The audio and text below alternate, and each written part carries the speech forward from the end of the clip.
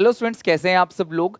तो I hope आप लोगों ने इसका पार्ट 1 देख लिया होगा। पार्ट 1 के अंदर मैंने आप लोगों को एनसीईआरटी का स्टाफिंग, डायरेक्टिंग और कंट्रोलिंग, ये तीनों के तीनों चैप्टर अच्छे से करा दिए। इसके जो क्वेश्चंस थे एनसीईआरटी की बुक से मैंने वो भी लेके करा दिए, क्योंकि बहुत सारे बच्चे कह रहे थे कि एनसीईआरटी जो है उससे डायरेक्ट क्वेश्चन आ जाता है।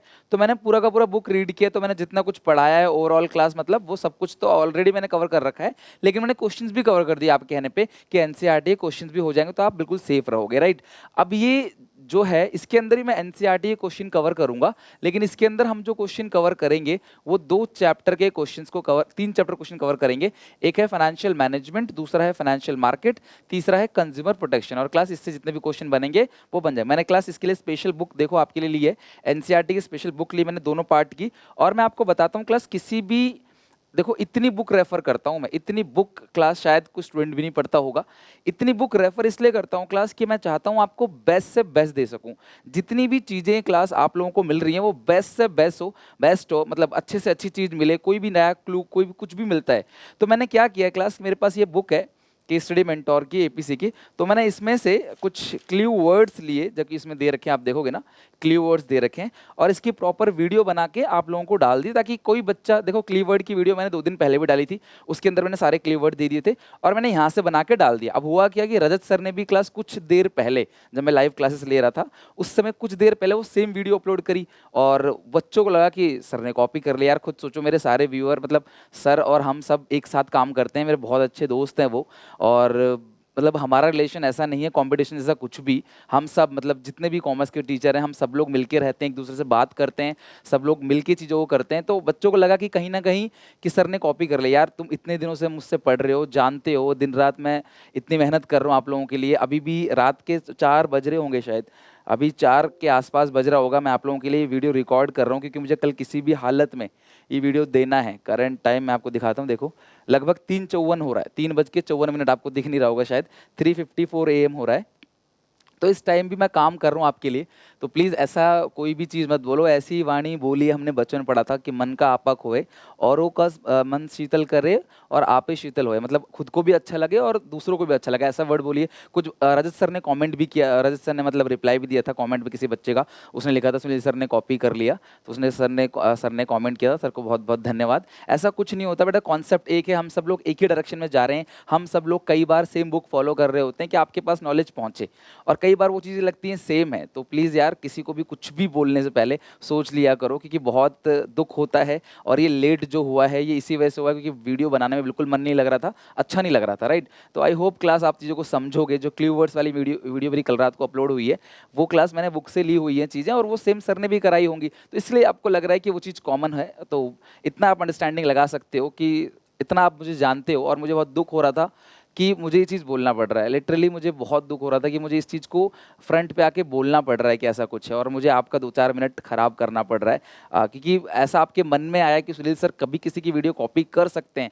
जो खुद इतना कंटेंट दे रहे हैं। 1500 से ज़्यादा वीडियो मैंने अपलोड कर दी है, शायद जो बहुत पुराने पुराने टीचर्स हैं उन्होंने भी इतनी वीडियो अपलोड नहीं करी आपके लिए, और डेली अभी आप देख ही रहे हो सारी चीज़ें। तो मैं क्या किसी का कंटेंट लूँगा क्लास में, अपना खुद का इतना कंटेंट है, मैं परेशान हो जाता हूँ कि बच्चों को क्या दूँ, बच्चा 8-9 वीडियो कहाँ से देखेगा। मैं कई बार सोचता हूँ रहने दो, बस बंद करो। लेकिन मेरे पास इतना कुछ पढ़ाने के लिए, इतना पैशनेट हूँ, इतना आप जानते हो सब स्टिल, बट खैर बहुत सारे बच्चे जो है बहुत सारा प्यार देते हैं।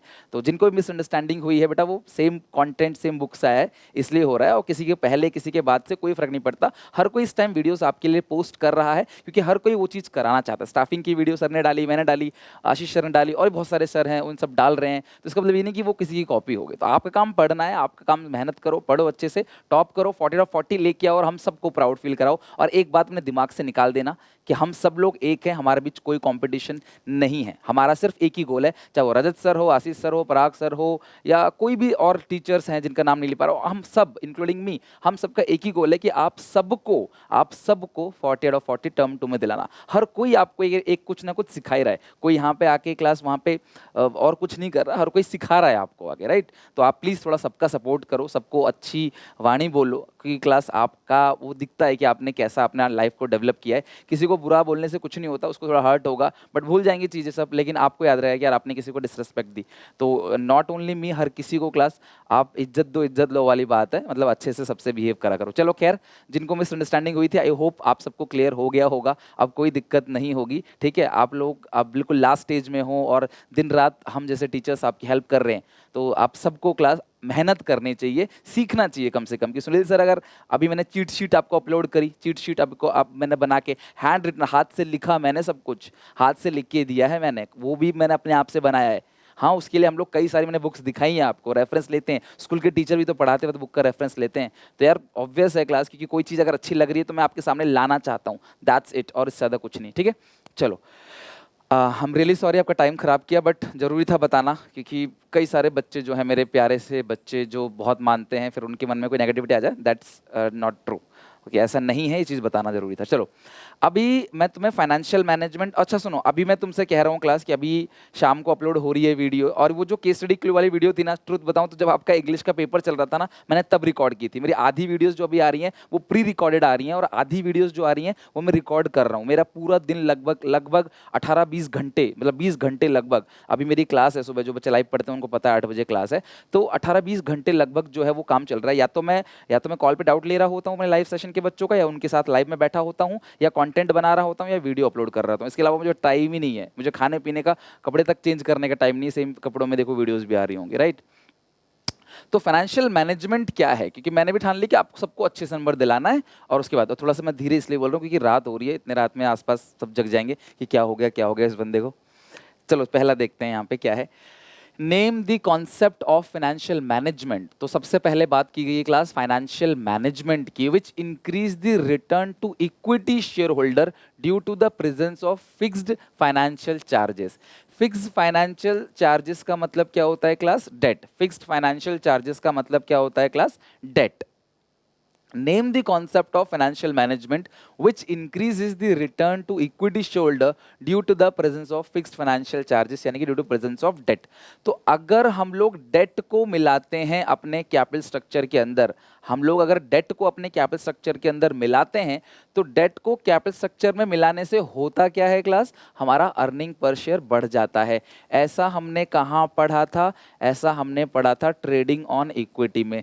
एनसीईआरटी के क्वेश्चन बहुत अच्छे हैं, बहुत सिंपल है कई सारे क्वेश्चन, लेकिन जैसे ये 1 मार्क का क्वेश्चन है, इसलिए इतना शॉर्ट है कि उनमें एनसीईआरटी मैंने पढ़ा पूरा का पूरा, पूरी बुक मैंने रीड करी, सोचो पूरी बुक, ताकि क्लास, हाँ बहुत फास्ट रीड करा ताकि आपको कोई भी चीज़ ऐसी ना मिले, कोई भी ऐसी चीज़ ना मिले जो एनसीईआरटी में हो और मैंने ना करा, बट मैंने देखा सब कुछ कराया है, एक्सेप्ट केस स्टडीज डिफरेंट थे तो मैंने उठा लिया इसको। तो ट्रेडिंग ऑन इक्विटी, इसे क्या बोलते हैं क्लास? ट्रेडिंग ऑन इक्विटी, ये वाला कॉन्सेप्ट है। अगर इसे एक्सप्लेन करने के लिए आएगा तो you have to explain that concept also. Okay, next क्या है? Amrit is running a transport services and earning good return by providing this service to industries, giving the reason state whether the working capital requirement of the firm will be less और more. अच्छा एक बात बताओ, transport services है, तो transport services दे रहा है, तो इसमें मुझे क्या लगता है ट्रांसपोर्ट सर्विसेज में वर्किंग कैपिटल की रिक्वायरमेंट ज़्यादा होगी या कम होगी? तो देखो यार, हमें बात करनी होती है फिक्स्ड कैपिटल और वर्किंग कैपिटल की।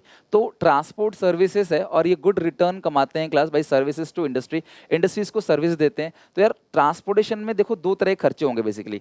एक, आप अपने सारे इक्विपमेंट्स खरीदोगे, सारी कार हो गई या फिर डम्फर वगैरह, ट्रक वगैरह, वो सारी चीज़ें खरीदोगे, फिर उसके भी डे टू डे खर्चे होंगे, उसके रिपेयर, उसके मेंटेनेंस, या फिर किसी को कोई सैलरी वगैरह देनी है, या XYZ जितने भी खर्चे होते हैं क्लास, वो सारे के सारे खर्चे होंगे। लेबर होता है, ड्राइवर, उसका ड्राइवर के साथ 1-2 लोग भी और होते हैं, हेल्पर वगैरह, उन सब के लिए जो खर्चा होता है, राइट, मेंटेनेंस का खर्चा, वो सारा खर्चा दोगे। तो यानी कि वर्किंग कैपिटल रिक्वायरमेंट हम लोग क्या करेंगे, इसमें मोर होगा, वर्किंग कैपिटल रिक्वायरमेंट की कीमत ज़्यादा होगी, मतलब उसकी ज़रूरत ज़्यादा होगी, रिक्वायरमेंट ज़्यादा होगी। क्यों? क्योंकि देखो यार, सीधी सी बात है, आपको यहाँ कंपेयर करना होता है फिक्स कैपिटल और वर्किंग कैपिटल में।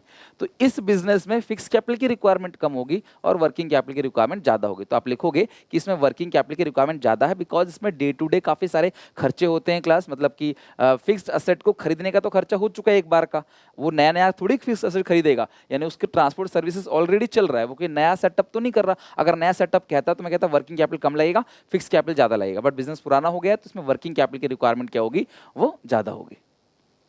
Third question. Ramnath is into the business of assembling and selling of television. Recently, he has adopted a new policy of purchasing the component on 3 months credit and selling the complete product in cash. Will it affect the requirement of working capital? Give reason, support your answer. तो आपको बताना है क्या ये working capital की requirement को affect करेगा, ये बताना है। तो यार देखो, रामनाथ जो है वो सेल कर रहा है, टेलीविजन वगैरह बेच रहा है। He recently has adopted a new policy कि वो परचेज करेगा कंपोनेंट उधार में। मेरी बात समझना, वो उधार में कंपोनेंट को खरीदेगा, यानी उसे पैसे नहीं देने। And selling the complete product in cash, अच्छा सारा का सारा नगद, मतलब उधार तो ये क्लास खरीदेगा लेकिन बेचेगा नगद। तो ये उधार खरीद रहा है और ये नगद बेच रहा है, समझ रहे हो बात को? उधार चीजों को खरीदता है और ये नगद चीजों को बेचता है। Will it affect the requirement of working capital? तो नो, यानी कि यहाँ पे वर्किंग कैपिटल को अफेक्ट नहीं करेगा। क्यों? क्योंकि क्लास ये उधार खरीद रहा है लेकिन बेच तो नगद रहा है ना। तो जब वो नगद बेच रहा है तो वहां से जो पैसा कलेक्ट होगा वो 3 महीने बाद उसकी पेमेंट कर देगा। तो यहाँ पे क्लास वर्किंग कैपिटल की रिक्वायरमेंट में कोई भी चेंजेस नहीं है। तो आप इस आंसर को सपोर्ट कर सकते हो कि वो चीज़ों को उधार खरीद रहा है जिसके लिए उसे कोई पेमेंट नहीं करनी। अगर कैश पेमेंट कर रहा होता, अगर वो कैश पेमेंट कर रहा होता तो एक बार को हम सोच सकते थे कि जरूरत पड़ेगी कि भाई अब कैश पेमेंट कर रहा होता, वो क्रेडिट बेच रहा होता, उधार बेच रहा होता तो पक्का चाहिए। लेकिन क्लास यहाँ पे वो उधार खरीद रहा है तो मेन पर भाई किसी भी सामान को मेन खर्चा क्या है क्लास? परचेज करना। उसको सेल करके नगद पैसा आ रहा है, वो सारे अपने खर्चे झेल लेगा, तो उसको बहुत ज़्यादा वर्किंग कैपिटल की रिक्वायरमेंट की जरूरत नहीं पड़ेगी।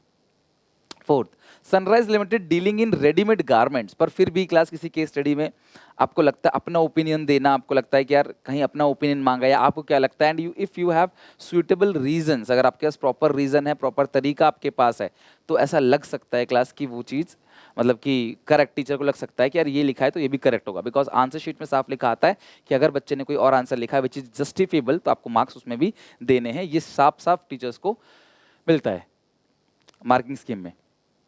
Fourth question, Sunrise Limited dealing in ready-made garments is planning to expand its business operation in order to cater international market. ध्यान रखना, जो Sunrise Limited है वो रेडीमेड गारमेंट में डील करता है and is planning to expand its business operation in order to cater to international market. तो वो इंटरनेशनल मार्केट में अपना बिजनेस बढ़ाना चाहता है। For this purpose the company needs additional of 80 lakh rupees for replacing the machine with modern machinery. मतलब modern machine के लिए 80 लाख रुपए चाहिए। The company wish to raise the fund by issuing debentures, debenture issue करेंगे, debt issue करेंगे। Debt can be issue at estimated 10%, मतलब ये interest जो है 10% है। ईबीआईटी पिछले साल का जो है वो 8 लाख है एंड टोटल कैपिटल इन्वेस्टमेंट पिछले साल का 1 करोड़ है। Suggest whether the issue of debenture would be consider rational decision by the company. क्या डिबेंचर इशू करना क्या एक अच्छा डिसीजन था कंपनी के लिए कि डिबेंचर इशू करना? तो ये आ गया है न्यूमेरिकल वाला क्वेश्चन, बट तुम घबराना मत, ठीक है? गिव रीजन देना है। मैंने तुमसे क्या कहा था, तुम्हें कंपेयर करना है दो चीज़ों का, एक आरओआई का और दूसरा क्या है क्लास? रेट ऑफ इंटरेस्ट का। एक आरओआई का और दूसरा क्या है क्लास? रेट ऑफ इंटरेस्ट का। तो जो आरओआई है, जो रिटर्न ऑन इन्वेस्टमेंट है इस क्वेश्चन में, वो तुम कैसे निकालोगे? भैया 1 करोड़ की इन्वेस्टमेंट कर रहे हो आप और जो प्रॉफिट है वो 8 लाख है इनटू 100, तो ये बनेगा 8%। कितना बनता है क्लास? 8%। 1 करोड़ का ये अगर आप देखोगे 8% तो 8 लाख बनेगा। तो जी आरओआई तो 8% है। Rate of interest is given 10%।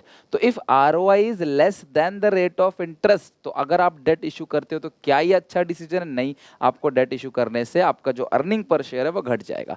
तो ये एक सिंपल सी कैलकुलेशन है। तुमने आरओआई निकाला, तुमने टर्म 1 में भी मैंने सिखा रखा है तुमको, तुमने आरओआई अच्छे से निकाल लिया, तुम्हारा जो रेट ऑफ इंटरेस्ट है वो कम है, सॉरी वो ज़्यादा है, और रिटर्न ऑन इन्वेस्टमेंट कम है। अच्छा यार एक बात बताओ, सिंपल सी बात है, 10% ले रहे हैं, 10% में तुमसे उधार लूंगा और किसी और को 8% में दूंगा, मुझे 8% का रिटर्न मिलेगा, तो घाटे में ही तो है। भैया 10 लेयर मुझे बैंक से कितना मिल रहा है? बैंक से मिल रहा है 8, मैं किसी को दे कितने रहा हूँ? 10 पे दे रहा हूँ, तो भैया मुझे 2% घाटा हो रहा है। कमाई 8% की, देना पड़ रहा है 10%, घाटा है 2% का। भैया इस सिचुएशन में आप डेट इशू मत करो, इस सिचुएशन में आप इक्विटी इशू करना चाहिए। तो ये तो हो गया थ्योरेटिकल आंसर। लेकिन बच्चे बोलते हैं सर न्यूमेरिकल आंसर भी बता दो। तो अब मेरी बात ध्यान समझना कैसे करते हैं। तो मैंने तुम्हें क्या सिखाया था, अभी अभी तुमने देखा कि जो तुम्हारा मतलब कि प्रॉफिट परसेंटेज है, यानी कि अर्निंग बिफोर इंटरेस्ट टैक्स जो है, यानी कि आरओआई तुमने अभी जो निकाला, तुम्हारा जो आरओआई था वो कितना था क्लास, 8% है ना, तुम्हारा ROI था 8%। अब तुमने जो पैसा लगाया है, पहले तो 1 करोड़ था ही तुम्हारे पास, फिर तुमने 80 लाख और ले लिया है, तो तुम्हारी जो टोटल कैपिटल है, टोटल कैपिटल है, मैंने तुम्हें न्यूमेरिकल की भी सेपरेट वीडियो बना के दे रखी है ना। टोटल कैपिटल कितनी है क्लास तुम्हारी, 1 करोड़ 80 लाख। तो जो टोटल कैपिटल है वो कितनी है क्लास, 1 करोड़ 80 लाख। तो टोटल कैपिटल कितना आ गया, 1 करोड़ 80 लाख रुपए का टोटल कैपिटल आ गया। ROI 8% है। तो अब तुम मुझे बताओ अर्निंग बिफोर इंटरेस्ट टैक्स या प्रॉफिट बिफोर इंटरेस्ट टैक्स कितना होगा। भैया तुम कमा तो 8% रहे थे, तुमने पहले सेल जो की, मतलब पहले जो तुम्हारी कैपिटल थी वो 1 करोड़ की थी, कमाया 8 लाख। अब तुम्हारी कैपिटल 1 करोड़ 80 लाख की है, तो अभी भी थोड़ी तुम 8 लाख कमाओगे, अभी भी तुम 8 लाख कमाओगे, मतलब तुम्हारी कैपिटल कितनी बढ़ेगी, तुम 8 लाख ही कमाओगे, ऐसे थोड़ी होता है। तो 1 करोड़ 80 लाख है, उसका 8% आप निकालोगे, 1 करोड़ 80 लाख का 8%, ये बनेगा 14,40,000। तो तुम्हारा जो प्रॉफिट बिफोर इंटरेस्ट टैक्स आएगा वो आएगा 14,40,000। अब माइनस करेंगे क्लास इसमें से क्या, इंटरेस्ट। अच्छा पहले की सिचुएशन को भी लिख लेते हैं, एक साथ कर रहे हैं ना, तो पहले की सिचुएशन 8% तो आपको समझ आ ही गया है, वैसे 8% तो आपको समझ आ ही गया है। दोनों सिचुएशन को कंपेयर करके देखेंगे साफ साफ कि हमारा EPS बढ़ रहा है घट रहा है। वैसे देखो मैंने थ्योरेटिकल आंसर दे दिया है, अगर कम नंबर का आता है थ्योरेटिकल आंसर दोगे, लेकिन तुमसे कहता है कि आप एक्सप्लेन करो, न्यूमेरिकली दिखाओ कैलकुलेशन करके, तो फिर तुम क्या करोगे, फिर उस सिचुएशन में तुम पूरा का पूरा लिखोगे। क्या हो गया ये, अच्छा पेन पे क्लिक करना पड़ेगा, सॉरी। चलो ये देखो class, profit before interest and tax यहाँ पे कितना था क्लास, यहाँ पे जो था वो 8 लाख था, तो यहाँ पे है 8 लाख, और अब कितना है, अब हमने और डेट ले लिया, तो हमारा जो profit before interest and tax है वो आ गया 14,40,000, जो कि 8% है। पहले 1 करोड़ का 8% 8 लाख था, अब 1 करोड़ 80 लाख का, 1 करोड़ 80 लाख का जो 8% है वो बन गया आपका 14,40,000। अब इसमें से माइनस करेंगे क्लास क्या, इंटरेस्ट, इसमें से इंटरेस्ट माइनस करेंगे। तो आप मुझे बताओ क्लास की इंटरेस्ट कितना है, आप मुझे बताओ इंटरेस्ट जो है वो कितना है, 10% है, लेकिन इसमें कोई इंटरेस्ट नहीं था, क्योंकि इसमें सारा का सारा तो 1 करोड़ की इक्विटी है। तो इसमें आ गया profit before tax, profit before tax. और यहाँ से अगर आप इंटरेस्ट घटाओगे, तो इंटरेस्ट आपने 80 लाख रुपए उधार लिया है ना, 80 लाख रुपए लिया है 10% पे, तो इसका इंटरेस्ट तो 8 लाख हो गया जी। अब 14,40,000 में से, 14,40,000 में से आप घटा दोगे 8 लाख, तो ये आएगा 6,40,000, ये आएगा प्रॉफिट बिफोर टैक्स। ठीक है, क्या आएगा, प्रॉफिट बिफोर टैक्स। अब सुनो मेरी बात, अब समझना, अब इसमें सर टैक्स घटाएंगे, तो सर टैक्स तो हमें दिया हुआ ही नहीं है। तो अगर आपको टैक्स दिया नहीं है तो आप 30% 40% कुछ भी मान लेना भाई, अज्यूम करके, बिकॉज दोनों से आप घटाओगे तो कोई फर्क नहीं पड़ेगा। तो दोनों से आप घटाओगे, तो 8 लाख का आप 30% घटाओगे, दोनों से सेम ही ले रहे हो आप। अब दिया नहीं है तो मैं क्या कर सकता हूँ, इसमें मेरे पास और कोई रास्ता नहीं है। तो ये प्रॉफिट आफ्टर टैक्स आ गया 5,60,000, 5,60,000 प्रॉफिट आफ्टर टैक्स। और यहाँ से अगर आप देखोगे 6,40,000 का 30% निकालोगे, ये आएगा 1,92,000, घटा दोगे 6,40,000, ये आएगा 4,48,000। ठीक है, अब तुम्हारे पास 1 करोड़ शेयर्स हैं, तो तुम 100 का मानो इसे, चाहे 10 का मानो, तुम्हारी मर्जी, बट कुछ नहीं लिखा रहता तो हम हमेशा 10 का मानते हैं, क्योंकि अगर तुम जो भी मानोगे यहाँ पे, तुम यहाँ पे जो भी अज्यूम करोगे वो दोनों के लिए होगा। लाइक 10,000 1 लाख लिखोगे तो भी यहाँ आएगा, तो भी यहाँ, लेकिन ये क्लास 1 लाख, मतलब मैं इसे 10 का 1 मानूंगा, शेयर जब गिवन नहीं है तो ये 10 लाख बन जाएगा। तो जब इसे 10 लाख शेयर से डिवाइड देंगे, देखो प्रॉफिट टैक्स के बाद जो बचा है वो 5,60,000 का प्रॉफिट बचा है, 5,60,000, और जो 10 लाख है वो शेयर्स है। तो 5,60,000 को अगर मैं 10 लाख से डिवाइड दे दूँ, डिवाइड बाई 10 लैक्स, तो ये कितना आएगा, 0.56, 0.56। और यहाँ आएगा 1,92,000, उसको भी डिवाइड दे देंगे क्लास किससे, सॉरी ये 4,48,000 जो है इसको डिवाइड दे देंगे 10 लाख शेयर से। भाई शेयर्स तो 10 लाख ही है, 4,48,000 डिवाइड बाई 10 लैक्स, तो ये 0.45। तो अब देखो पहले 56 पैसे था, अब कितना हो गया, 45 पैसे। तो अर्निंग पर शेयर पहले से क्या हो गया क्लास, घट गया। इसका मतलब क्या है कि कंपनी का ये जो डिसीजन है ये सही नहीं है, क्योंकि कंपनी जब डेट ऐड कर रही है तो अर्निंग पर शेयर घट रहा है, और वो ऐसा इसलिए हो रहा है क्योंकि ROI तुम्हारा कम है रेट ऑफ इंटरेस्ट से। इस कहानी को लिख देना है आपने। तो आई होप आपको समझ आ गया होगा। इसका PBIT 8 लाख गिवन है, इसका इसलिए ऐसा हो गया क्योंकि देखो कैपिटल बढ़ गई, तो तुम्हारी 1 करोड़ पे तुम 8 लाख कमा रहे थे, तो अब तुम 1,80,00,000 पे कमाओगे कितना, 8%, 14,40,000। 8% कैसे आया, 1 करोड़ का 8% ही तो 8 लाख बनेगा, तो इसलिए 8 लाख अपॉन 1 करोड़ इंटू 100, तो 8% तुम्हारा था आरओआई। अब तुमने इस पे लगा दिया आरओआई, तुम्हारा आंसर क्लास आ गया। इंटरेस्ट घटाया, पीबीटी टैक्स घटाया, पीबीटी टैक्स को हमने अज्यूम कर लिया, 30% था नहीं तो हमें अज्यूम ही करना पड़ेगा, अदरवाइज क्वेश्चन नहीं हो सकता, अज्यूम करना पड़ेगा। अगर आप अज्यूम नहीं करोगे तो फिर क्लास आप थियोरेटिकल क्वेश्चन का आंसर दोगे। तो अगर ये 2 नंबर 3 नंबर का होगा तो थ्योरी लेना है, अगर बड़ा क्वेश्चन है तो न्यूमेरिकल लेके करना है। S Limited is in manufacturing steel at its plant in India. It is enjoying a class buoyant demand for its product as economic growth is about 7-8% and the demand for steel is growing. It is planning to set up a new steel plant to cash on increased demand. तो ये नया steel plant खोलना चाहते हैं। Estimated that it will require about 5,000 crore की जरूरत है इसके लिए, और 500 करोड़ जो है वर्किंग कैपिटल भी जरूरत है नए प्लांट को लगाने के लिए। Describe the role and objective of financial management. तो यार मुझे लगता है तो सीधा सीधा क्वेश्चन है, इसमें कहता है कि इसलिए फाइनेंशियल मैनेजमेंट का क्या रोल है, फाइनेंशियल मैनेजमेंट का ऑब्जेक्टिव क्या है। वैसे तो इतना ही क्वेश्चन बहुत बड़ा है, बट आपको एनसीईआरटी में प्रैक्टिस के लिए दे रखा है। तो फाइनेंशियल मैनेजमेंट का रोल बताओ, रोल ऑफ फाइनेंशियल मैनेजमेंट, और फाइनेंशियल मैनेजमेंट का ऑब्जेक्टिव बताओ। लाइक इक्विटी शेयर होल्डर को वेल्थ को मैक्सिमाइज करना, और भी 4 पॉइंट होते हैं वो भी लिख सकते हो आप। Depending on mark, explain the importance of having the financial plan for this company, give an imaginary plan to support your answer. बड़ा फाइनेंशियल प्लान जो है, यानी आपको कुल मिला के फाइनेंशियल प्लानिंग करनी है, यानी कि फाइनेंशियल प्लानिंग का मतलब समझते हो ना, कितना पैसा आएगा, कितना कहाँ कहाँ खर्च करेंगे, कितना पब्लिक को बांटेंगे, फ्यूचर को कैसे प्रेजेंट से लिंक करेंगे, उसके लिए अपने मन से एक फाइनेंशियल प्लान बताना है। कंपनी किस किस तरीके से, बिल्कुल बन जाना कंपनी के सीएफओ बन जाना, फाइनेंशियल मैनेजर बन के सोचना कि अच्छा जी तुम्हें इतना चाहिए तो इस तरीके से तुम पैसा मंगाओ। एक डेट और इक्विटी का 2:1 भी आप लिख सकते हो कि आप इसे मेंटेन कर सकते हो, वो चीजें। अगला क्या है, What are the factors which will affect the capital structure? Factor affecting capital structure बताना है। वही factor affecting capital structure ROI हो गया, कॉस्ट ऑफ इक्विटी हो गया, या कॉस्ट हो गया, फ्लोटेशन कॉस्ट हो गया, ये पॉइंट आपको बताना है। Keeping in mind that it is a heavy capital intensive sector, ये सेक्टर ही क्लास बहुत बड़ा सेक्टर है भैया। देखो स्टील लिमिटेड तो पता है बड़ा सेक्टर है। Which factor affect the fix capital and working capital, तो इसमें फिक्स कैपिटल रिक्वायरमेंट पूछ लिया, वर्किंग कैपिटल। लो यार पूरा मतलब ये अकेला क्वेश्चन दोगे क्या 40 नंबर में, ये तो 40 नंबर का अकेला क्वेश्चन पूछ लिया उन्होंने, 4 पॉइंट पूछ लिए, हर पॉइंट का अपना अलग अलग वो है।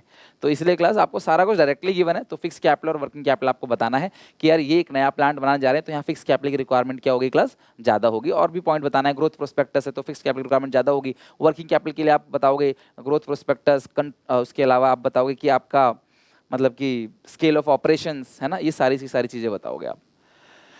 चलो नेक्स्ट आते हैं class financial market. I hope आपने फाइनेंशियल मैनेजमेंट अच्छे से कर लिया होगा, टेंशन ना लो क्लास, अभी भी बहुत टाइम है। अगर तुम आराम से 5-6 घंटा अभी भी अच्छे से दे दोगे तो भी तुम्हारी पूरी तैयारी हो जाएगी। मुझे बताना जरूर क्लास, आज शाम को एक मॉक टेस्ट भी है, वो मॉक टेस्ट भी हम लेंगे। मुझे बताना कि मैं आपकी और कैसे हेल्प कर सकता हूँ। डेफिनेटली क्लास मैं आपकी पूरी मदद करूँगा ताकि आप सब बहुत अच्छे से पास हो जाओ। तो जब आप 20 का पेपर दे के आओगे एकदम दिल खुश होके आओगे आप, और फिर जो तुम्हें मिलेगा स्ट्रेटेजी अकाउंट्स का, वो बन चुका है ऑलरेडी। अकाउंट्स की स्ट्रेटेजी जो तुम्हें मिलेगी ना क्लास, तुम्हारा दिल खुश हो जाएगा, तबीयत ठंडक पड़ जाएगी, मतलब आप कह सकते हो गार्डन गार्डन हो जाएगा, दिल खुश हो जाएगा उस स्ट्रेटेजी को देख के। और फिर हम उसके हिसाब से आगे की प्रिपरेशन भी करेंगे, राइट। अकाउंट्स में बीएसटी में 3 दिन की छुट्टी थी, अकाउंट्स में 5 दिन की छुट्टी है, तो अकाउंट्स में हमारे पास समय ज़्यादा है, तो अकाउंट्स हम और बेहतर तरीके से करेंगे। डोंट वरी, एक भी बच्चा फेल नहीं होने दूंगा जो सीरियसली इन 5 दिन मेरे से पढ़ेगा। बीएसटी में ट्रिलर आपने देख लिया है क्लास, अकाउंट्स का बाकी है, फिर इको का बाकी है, तब तक झुकेगा नहीं मैं, राइट। चलो आगे देखते हैं। Name the document prepared in the process of online trading security that is legally enforceable and help to settle dispute claim between the investors and brokers. ध्यान समझना, name the documents prepared in the process of online trading of security that is legally enforceable and help to. अच्छा मुझे बताओ class कि ये जो trading procedure है इसके 10 पॉइंट है ट्रेडिंग प्रोसीजर के, किसी को याद है तो यार कमेंट में लिख के दिखाओ मुझे, रियली बहुत बड़ी बात होगी ईमानदारी से किसी को अगर ये पॉइंट याद हो तो। सबसे पहले हम ब्रोकर को सिलेक्ट करते हैं, ब्रोकर सिलेक्ट करने के बाद वो हमारा ट्रेडिंग अकाउंट ओपन करता है, यानी डीमैट अकाउंट ओपन करता है। और ब्रोकर को सिलेक्ट करते वक्त हम उसे अपना पैन कार्ड, अपना आधार कार्ड या अपना कोई भी एड्रेस प्रूफ कह सकते हो, या फिर आप अपना पैन कार्ड के साथ साथ बैंक अकाउंट डिटेल भी देते हो उसको, राइट। और बहुत सारे डॉक्यूमेंट्स वो आपसे मांगता है, कोई केवाईसी फॉर्म मांगेगा। तो आपने दूसरा नंबर अकाउंट खुलवाया, तीसरा नंबर आप ऑर्डर प्लेस करोगे, जैसे अकाउंट खुल जाएगा आपका। चौथा नंबर वो मैच करेगा प्राइस को। पांचवा नंबर क्या होगा क्लास, ऑर्डर का प्राइस मैच करेगा, एग्जीक्यूट कर देगा। एग्जीक्यूट करने के बाद जब वो ऑर्डर एग्जीक्यूट कर देगा तो आपको कंफर्मेशन स्लिप दे देगा। कन्फर्मेशन स्लिप जो है एक तरीके से आप कॉन्ट्रैक्ट नोट की तरह से कह सकते हो। कॉन्ट्रैक्ट नोट आपको मिल जाएगा जिसके अंदर क्लास एक अल्फा न्यूमेरिकल नंबर होता है, एक यूनिक नंबर होता है, जिससे क्लास वो रेफर फ्यूचर में कोई मुकदमा वगैरह करना हो, कोई लीगल एक्शन लेना हो तो उसके बेसिस पे हम ले सकते हैं। देन कॉन्ट्रैक्ट नोट के बाद डिलीवरी ऑफ शेयर्स होगी, जब शेयर डिलीवर करोगे फिर सेटलमेंट होगा, फिर पे आउट डे होगा, फिर लास्ट में आपको शेयर्स डिलीवर कर दी जाएंगे या शेयर्स दूसरे ब्रोकर से ले ली जाएंगे। ये पूरे 10 पॉइंट है इसके अंदर। तो क्वेश्चन कह रहा है इनमें कौन सा डॉक्यूमेंट है, तो क्लास कौन सा डॉक्यूमेंट है क्लास, वो कॉन्ट्रैक्ट नोट। तो आप लिखोगे डिटेल में कि कॉन्ट्रैक्ट नोट है, और फिर लिखा है class legally and help to settle dispute. तो डिस्प्यूट सेटल करने में कैसे मदद करेगा कि आप कह सकते हो कॉन्ट्रैक्ट नोट एक लीगल प्रूफ होता है जिसमें टाइमिंग, शेयर कब खरीदा, कितने का खरीदा, उस पूरे उसका नंबर क्या है, यानी कि उसका यूनिक नंबर जो है वो क्या है, शेयर मतलब आपका ब्रोकर कौन है, एवरीथिंग इस कॉन्ट्रैक्ट नोट में सब कुछ जो 24 आवर्स के अंदर तुम्हें मिल जाता है सब कुछ लिखा हुआ है। ये हेल्प करेगा क्लास आपका कोई भी लीगल प्रोटेक्शन के लिए, लीगल क्लेम के लिए। इन्वेस्टर्स और ब्रोकर्स के बीच कोई भी अगर पंगा होता है तो ये contract note as a proof की तरह काम करता है। Okay, India largest domestic investor life insurance corporation of India, जिन्होंने अभी हाल फिलहाल में आईपीओ भी निकाला है class, has once again come to government's rescue by subscribing 70% of Hindustan Aeronautics rupees 4,200 crore initial public offer. 70% ये लोग कहीं ना कहीं शेयर्स खरीदेंगे, सब्सक्राइब करेंगे। Which market is being reflected in the above case, state which method of flotation being identified, market is being highlighted, explain it to other method of flotation. तो आप जरा अब सोच समझ के मुझे बताओ क्लास कि इंडिया एक लार्जेस्ट मतलब कि लार्जेस्ट डोमेस्टिक मतलब कि लाइफ इंश्योरेंस कंपनी LIC जो है वो गवर्नमेंट रेस्क्यू के 70% ऑफ हिंदुस्तान यानी कि 4,200 करोड़ का ये इन्वेस्टमेंट करती है आईपीओ में, initial public offer. Which market is being reflected, तो आप मुझे बताओ क्लास की कंपनी से ये शेयर्स को खरीद रही है हिंदुस्तान के, कौन सी मार्केट है, प्राइमरी या सेकेंडरी। तो ऑब्वियस क्लास ये फर्स्ट हैंड सिक्योरिटीज के लिए है तो प्राइमरी मार्केट है, तो आप लिखोगे प्राइमरी मार्केट। कुछ प्रो बच्चे जो होते हैं वो दिमाग पता है क्या लगाते हैं, कहते हैं सर देखो मेथड ऑफ फ्लोटेशन किस में आता है, प्राइमरी में, तो ये होगा कौन सा मार्केट, प्राइमरी का। तो आप ऐसे समझ सकते हो। State which method of flotation is being above, तो आप मुझे बताओ मेथड ऑफ फ्लोटेशन कौन कौन से हैं। तो क्लास यहाँ पे इशू थ्रू प्रोस्पेक्टस है, प्राइवेट प्लेसमेंट है, क्या है, India largest domestic investor life insurance company. तो domestic investor LIC of India has once again come to government rescue by subscribing 70% of, class इसके 70% शेयर्स वो खरीदता है। तो आपको बताना है कौन सा मेथड ऑफ फ्लोटेशन यूज किया जा रहा है और दो अदर मेथड, तो दो अदर मेथड आपको बताने हैं। मेथड ऑफ फ्लोटेशन तुमको मैं हाईलाइट कर देता हूं कौन कौन से हैं, ये तुम मुझे कॉमेंट सेक्शन में बताओगे, राइट। चलो, तो सबसे पहला जो होता है इसके अंदर मैंने शॉर्ट में क्लास बच्चों को याद करा रखा है, ओरियो पी, ठीक है, ओरियो पी। तो ओ फॉर क्या होता है क्लास आपका, ओ फॉर का मतलब ऑफर थ्रू प्रोस्पेक्टस, और दूसरा आर से राइट इशू, ई से क्या होता है क्लास इलेक्ट्रॉनिक IPOS, और ओ से क्या होता है क्लास ऑफर फॉर सेल, और पी से क्या होता है क्लास प्राइवेट प्लेसमेंट। तो ये आप मुझे बताओ 70% शेयर अगर ये ले रहे हैं तो ये किसका पार्ट होगा, और उसके दो पार्ट और बताना है। तो 5 में से जो होगा उसके 2 पार्ट और बताओगे। तो ये काम मैं आप पे छोड़ता हूँ, रिसर्च करो क्लास और मुझे इसका आंसर दो। 8th question, Lalita wants to buy shares of Akbar enterprise. Lalita Akbar enterprise के शेयर खरीदना चाहती है थ्रू हर ब्रोकर। यार ये क्वेश्चन बहुत अच्छा है। ये अच्छा किस लिए ना, कई बार मुझे बच्चे बोलते हैं सर ये क्वेश्चन आएगा कैसे, ये जो स्टॉक प्रोसीजर है तो बहुत लंबा है, ट्रेडिंग प्रोसीजर 10 पॉइंट्स है इसके अंदर, तो वो आएगा कैसे, ठीक है। तो Lalita wants to buy shares of Akbar Enterprise through her broker Kushwinder. She has a demat account and a bank account for cash transaction in security market. Discuss the subsequent steps involved in screen based trading, मतलब वही online trading, buying selling. तो आपको subsequent step बताने। तो इसमें हुआ क्या, through her broker she had demat account खुल गया, बैंक अकाउंट खुल चुका है उसके बाद, तो आगे का प्रोसेस क्या क्या होगा। तो डीमैट अकाउंट खुल गया, बैंक अकाउंट खुल गया, तो क्या करेंगे वो, क्या ऑर्डर प्लेस करेंगे, फिर मैच करेंगे, फिर डिलीवर किया जाएगा, फिर कॉन्ट्रैक्ट नोट आएगा, फिर शेयर्स डिलीवरी की जाएगी, फिर पे आउट डे होगा, सेटलमेंट साइकिल होगा, और उसके बाद लास्ट में शेयर्स को डिलीवर किया जाएगा या पैसे लिए जाएंगे। तो ये पूरा का पूरा प्रोसेस हेडिंग डाल के लिखना चाहो हेडिंग डाल के लिख लेना, अदरवाइज आप नॉर्मल लिख सकते हो। तो अगर ये सारे पॉइंट्स पूछेगा तो यार फिर तो क्वेश्चन बड़ा हो जाएगा 5 नंबर में। तो क्वेश्चन आपको शायद सारे पॉइंट ना पूछ के नेक्स्ट 3 स्टेप इस तरीके से भी आपको पूछ सकता है। Finally I class consumer production chapter पे। इसमें मैं फिर से आपको बता देता हूँ, मैं कई बार बता चुका हूँ आपको क्लास, आपको राइट रिस्पॉन्सिबिलिटी के आने के चांसेस सबसे ज़्यादा हैं। Right responsibility you know very well. इसके अलावा 2 क्वेश्चंस और पूछे जा सकते हैं कि कंज्यूमर कौन है। तो तो जिसने अपने लिए सामान खरीदा, उसको यूज कर रहा है, सेल्फ कंजप्शन के लिए यूज कर रहा है, पैसे देके खरीदा है, वो कंज्यूमर है। कौन कंप्लेन फाइल कर सकता है? Consumer himself. बहुत सारे कंज्यूमर के बिहाफ में, न्यूमरस कंज्यूमर के बिहाफ में। एक कंज्यूमर स्टेट गवर्नमेंट हो सकता है, सेंट्रल गवर्नमेंट हो सकता है, उसके अलावा क्लास एनजीओ हो सकते हैं जो कंज्यूमर ऑर्गेनाइजेशन है, वो कंप्लेन फाइल कर सकते हैं। किसी की डेथ हो जाती है तो उसका जो वारिस है, लीगल रिप्रेजेंटेटिव, वो भी कंप्लेन फाइल कर सकता है, राइट। अच्छा, इसके अलावा ये पूछा गया रेमेडी क्या क्या है, अगर जीत गए मुकदमा तो क्या क्या मिलेगा, और तो आप ये बोलोगे कि भाई अगर मुकदमा जीत गए तो भी आप रिफंड मिलेगा क्लास, और आपका कॉम्पनसेशन मिलेगा जो भी आपका नुकसान हुआ है, कॉस्ट जो हुआ है। इसके अलावा आप मार्केट से सामान को विड्रॉ करोगे, आप जो है वो मिसलीडिंग स्टेटमेंट देना बंद करोगे, एडवर्टीजमेंट को भी बंद किया जाएगा, और ऐसी प्रैक्टिसेस को रोका जाएगा आपके लिए कि भाई आप ऐसी प्रैक्टिस नहीं करोगे, वार्निंग दे दी जाएगी। एफएसएसआई और क्वेश्चन इसमें हियर्ड और रिप्रेजेंटेशन और जो है सीक्रेट रिड्रेसल, इससे बहुत ज़्यादा चांस होता है। जब कहीं आपको पास राइट है कंप्लेन करने का तो राइट टू हियर्ड और रिप्रेजेंटेशन, कंप्लेन करके आपको कॉम्पनसेशन मिलने का जो राइट है वो राइट टू क्लास क्या होता है, कॉम्पनसेशन मिल रहा है तो इसको हम लोग बोलेंगे right to secret redressal. FSSAI, Food Safety and Standard Authority of India, has made proposal for hotel and other food outlet to declare the kind of oil, fat used in cooking each of the food item on their menus, name and explain the consumer right। बहुत अच्छा point है, being reinforced by the proposal. तो आप मुझे बताओ class कि वो कौन सा राइट है। तो यहाँ पे देखो यार, वो ये इनसे बोला जा रहा है, रेस्टोरेंट वालों से बोला जा रहा है कि भैया देखो, तुम जिस ऑयल का इस्तेमाल करते हो, क्योंकि ऑयल से कोलेस्ट्रॉल वगैरह का होता है ना इशू, ऑयल से, खराब ऑयल से हार्ट अटैक जैसी समस्या हो जाती है। तो यार आप कौन सा ऑयल यूज़ कर रहे हो, आप मुझे ये बताओ, आप बताओ। तो यार ये आपको इन्फॉर्म कर रहे हैं ना, राइट टू इन्फॉर्म्ड। तो यानी आपको राइट टू इन्फॉर्मेशन कह लो, राइट टू बीइंग इन्फॉर्म्ड कह लो, यानी कुल मिला के क्लास ये आपको इन्फॉर्मेशन दे रहे हैं कि भैया आप जो भी ऑयल का यूज करते हो, ठीक है, राइट टू बी इन्फॉर्म्ड में आप जो भी ऑयल का यूज करते हो तो भैया ये आप ऑयल का यूज बता दो, राइट टू बी इन्फॉर्म, कि कौन कौन सा ऑयल आप यूज करते हो। तो आपको इन्फॉर्मेशन मिल रही है सारी की सारी, प्रोडक्ट का प्राइस हो, चाहे बैच नंबर हो, चाहे क्लास प्रोडक्ट के बारे में इंस्ट्रक्शन, सब कुछ सारी चीजें क्लास किसके अंदर आती हैं, राइट टू इन्फॉर्मेशन के अंदर। एक कंज्यूमर के पास राइट है, वो अपने प्रोडक्ट के बारे में पूरी की पूरी इन्फॉर्मेशन ले सकता है।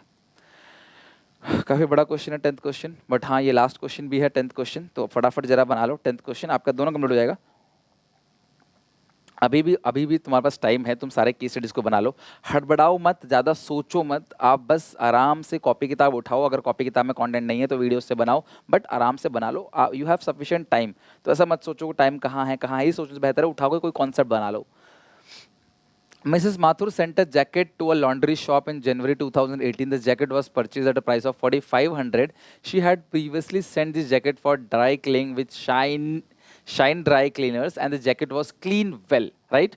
तो मतलब इन्होंने क्लास एक जैकेट दी थी ड्राई क्लीनिंग के लिए 4500 की है, और ड्राई क्लीनिंग अच्छे से हो गया। However she notice her jacket has white class discoloration mark when she collected the jacket this time. तो यार इस टाइम पे उसके जैकेट में ना एक मार्क लगा हुआ था, मतलब वही कलर वलर छूट जाता है ना, वही मार्क है। On informing the dry cleaner, Mrs Mathur receive a letter confirming that the discoloration indeed appeared after the jacket was dry clean. She contacted the, तो वो क्या कर क्लास, उसको लेटर मिल गया वहाँ से। अब ड्राई क्लीनर वाले को ये पूछती, dry cleaner, I am really sorry pronunciation नहीं कर पा रहा मैं, ड्राई क्लीनर वाले को ये कंटिन्यू फ़ोन कर रही है और मल्टीपल टाइम कह रही है कि भैया देखो इस जैकेट में आपने, ये जैकेट ठीक नहीं, सही से नहीं हुई, जैकेट ख़राब कर दिया आपने मेरी, तो या फिर आप मुझे कॉम्पनसेशन दो। तो अपॉन कंज्यूमर कोर्ट, वो कंज्यूमर कोर्ट में चली गई। जब कंज्यूमर कोर्ट आया बीच में, भैया कंज्यूमर कोर्ट में कंप्लेन फाइल कर दिया उसने, तो she shiny dry class cleaner जो है वो अग्री करता है कि हम 2500 रुपये आपको कॉम्पनसेशन दे देंगे। तो which right was excise by Mathur the first instance. भाई देखो पहली बार तो इसने कंप्लेन फाइल की, राइट, तो राइट टू हियर्ड। सेकंड में जो है वो सीक्रेट रिड्रेसल आएगा, सेकंड में सीक्रेट रिड्रेसल आएगा, बट फर्स्ट का पूछा है तो right to heard. Name and explain the right which help Mrs Mathur to avail the compensation. लो आई गया सेकंड में, तो मैंने आपसे कहा भी था राइट टू हर्ड और राइट टू क्लास रिड्रेसल, है ना, सीक रिड्रेसल, ये दोनों पक्का आता है, पहला राइट टू हर्ड फिर सीक रिड्रेसल। तीसरा, state which consumer responsibility has been fulfill by Mathur. देखो कंज्यूमर की रिस्पॉन्सिबिलिटी में सबसे पहला रिस्पॉन्सिबिलिटी क्या है कि इसने भैया सबसे पहला रिस्पॉन्सिबिलिटी, इसने कैश मेमो पे डिपेंड रही, इसने बिल लिया, उसने सर्टिफिकेट लिया, मतलब प्रॉपर तरीके से काम हुआ, रिटर्न कंफर्मेशन लिया उससे। दूसरा जो है, दूसरा जो काम इसने किया, क्वालिटी मार्क्स वगैरह आप कह सकते हो चेक किया। या फिर इसमें ऐसा तो कुछ है नहीं प्रोडक्ट में, बट और क्या क्या हो सकता है इसके अंदर। हाँ, इसने जेन्युइन कंप्लेन के लिए, जेन्युइन ग्रीवियंसेस के लिए भी इसने कंप्लेन फाइल करी। बहुत बड़ा अमाउंट नहीं है जैकेट में। अगर नॉर्मली कोई देखे जैकेट में कुछ कुछ खराबी हो गई, हम भी ड्राई क्लीनिंग पे चीज़ें देते रहते हैं, तो कई बार नहीं होती, कई बार दाग धब्बा होता है, वो नहीं जाता, तो सोचते हैं छोड़ यार क्या करें, बट ऐसा नहीं करना चाहिए, तो उसके उनके भाव बढ़ जाते हैं फिर। तो इन्होंने कंप्लेन फाइल की, मतलब जेन्युइन ग्रीवेंसेस के लिए कंप्लेन फाइल की, तो ये बिल्कुल ठीक किया। तो ये आप बता सकते हो। उसके अलावा class state any other two responsibility to be assume by the consumer. तो क्लास कंज्यूमर क्या क्या चीज़ें अज्यूम करेगा, तो कोई भी दो लिख सकते हो, like insist on cash memo हो सकता है, रेस्पेक्ट टू द इन्वायरमेंट हो सकता है, इंसिस्ट ऑन क्वालिटी मार्क्स हो सकता है, don't believe the seller word blindly, ये भी हो सकता है। तो ऐसे आप कोई भी 2 पॉइंट आप आराम से लिख सकते हो। तो इस तरीके से क्वेश्चन पूरे 5, ये तो ज़्यादा नंबर का क्वेश्चन है, बट ऐसे 2 या 3 पॉइंट अगर पूछे जाएं तो 5 मार्क्स में आप आराम से लिख सकते हो। तो अब मैं फाइनली आपसे ये बोलूँगा कि आप बहुत ज़्यादा परेशान ना हो, बहुत की क्वेश्चंस लाखों हैं, वीडियोस लाखों हैं, तो बहुत ज़्यादा परेशान ना हो। 1-2 घंटा, 2-4 घंटा, जैसा आपका वो है, जैसा आपका पढ़ने का तरीका है, जो आपका माहौल है, उस हिसाब से आप अपने आप घर पे बैठ के आराम से स्टडी करो, क्विक रिवीजन ले लो। बहुत नए नए क्वेश्चन देखो, अब जब से यूट्यूब है और उसके बाद इंस्टाग्राम है, व्हाट्सएप है, तो नए नए क्वेश्चंस आपके पास आते रहेंगे, आते रहेंगे। प्लीज़ उन्हें मत देखो। जितने ज़्यादा क्वेश्चन देखोगे उतना कन्फ्यूजन क्रिएट होगा। बहुत पढ़ लिया, बहुत सारी चीज़ हो गई। आज ही की रात है, इंपॉर्टेंट टिप्स की वीडियो आएगी शाम को, वो देख लेना आप। लाइव आके भी तुम्हें आज मैं शाम को पढ़ाने वाला हूँ, ठीक है। ये वीडियो तुम दिन में देख रहे होगे, तो शाम को 5 बजे लाइव है मेरा। मैं लाइव आपको एक बार सारा रिवीजन करा दूंगा अच्छे से, और देन फिर फाइनली क्लास रात को 8 बजे मॉक टेस्ट दे देना, और फिर उसके बाद अपना पढ़ते रहना अच्छे से। और तब तक के लिए take care, bye bye, God bless you. अच्छा लगे तो वीडियो को लाइक जरूर करना और शेयर जरूर करना क्लास, इस वीडियो को अपने सारे के सारे दोस्तों में। तब तक के लिए God bless you, bye bye, take care.